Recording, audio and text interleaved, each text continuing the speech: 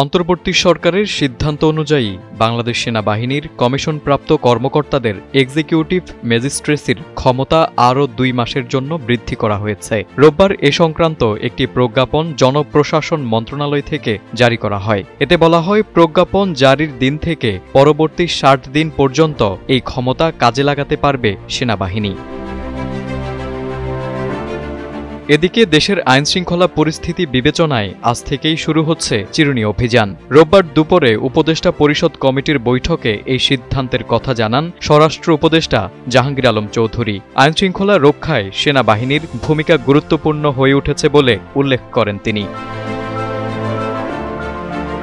চিরুনি অভিযানের অংশ হিসেবে খুন, চুরি, ডাকাতি, চাঁদাবাজি, ছিনতাই, সন্ত্রাস, অপহরণ, নারী নির্যাতন, মাদক চোরাচালান ও মব সহিংসতা এসব ধরনের অপরাধের বিরুদ্ধে আইনশৃঙ্খলা বাহিনী নিয়মিত অভিযান চালাবে। উপদেষ্টা বলেন, চিহ্নিত অপরাধী ও সন্ত্রাসীদের ধরতে সরকার যে কোনো সময় বিশেষ অভিযান পরিচালনা করবে।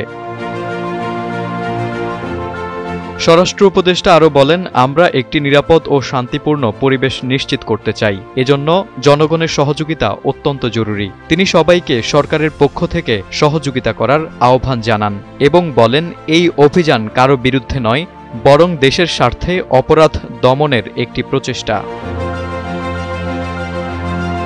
নির্বাচন নিয়ে এক প্রশ্নের জবাবে উপদেষ্টা বলেন, ডিসেম্বরের মধ্যে নির্বাচনের প্রস্তুতি শেষ করা হবে, তবে ভোটের নির্দিষ্ট দিন সরকার পরে ঘোষণা করবে। এ বিষয়ে নির্বাচন কমিশন এবং অন্যান্য সংশ্লিষ্ট সংস্থার সঙ্গে আলোচনা করে সিদ্ধান্ত নেওয়া হবে।